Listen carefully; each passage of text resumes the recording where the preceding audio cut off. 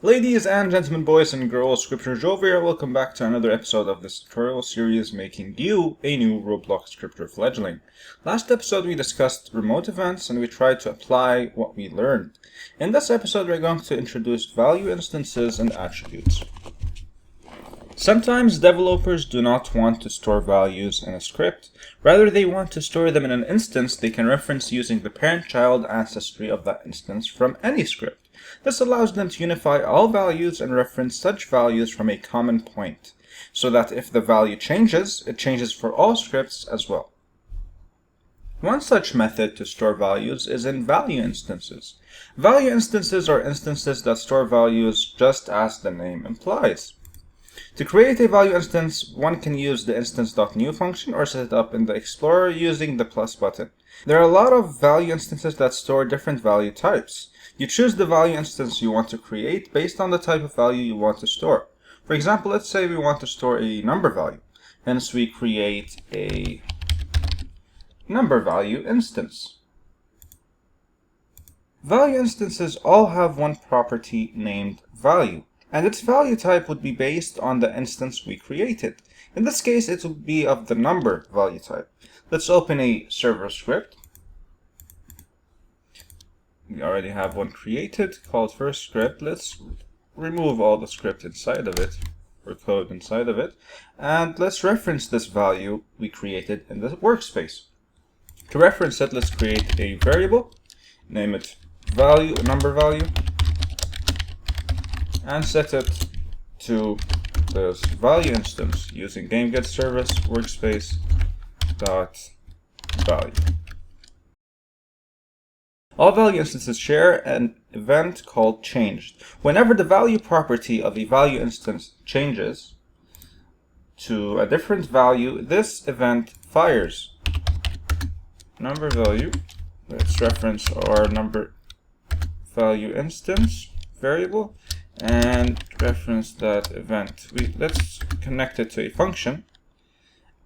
The event provides the new value that the value property changed to as an argument to its connected function. Let's create a new function using local function and name it changed, and in the parentheses we'll type in new value as an argument. Let's close this function and let's just print the new value in the function. Created an extra parentheses, let's delete that. Now let's connect that function to this event. If we run the game, not play it, as we want to spawn on the server, we'll find that if we change the value property of this value instance, let's say 30, we can see that the new value is printed out in the output. Let's stop the game. And let's talk about another method of storing values, which is the use of attributes. Attributes can be stored in any instance, not just value instances. To create an attribute, you can do it in the Properties tab using the plus button found in a section called Attributes. So if we press this plus button, it'll open up a prompt providing you with your choice to name this attribute, as well as determining its value type. For example, let's create an attribute with the number value type, and let's name it weight. Save this attribute, and this attribute is added to the value instance. So now the value instance has an attribute called weight set to the number value, to a number value type of 0. To add or reference attributes in script, we use two similar functions.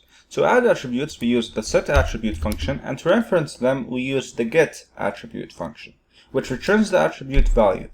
Using our variable referencing the value instance, let's create a new attribute using setAttribute. So let's type in that variable, use the function setAttribute, and in the arguments, you need to provide the name and new value of the attribute you want to create or change. Let's create a new attribute named age, so it's going to be a string, and let's set its value to 20. To reference this new attribute, and let's save it to a variable called age, we use the getAttribute function of instances. So number value, getAttribute, and we type in the name of the attribute which is value we want to get. In this case, it's going to be age. Let's print out this variable.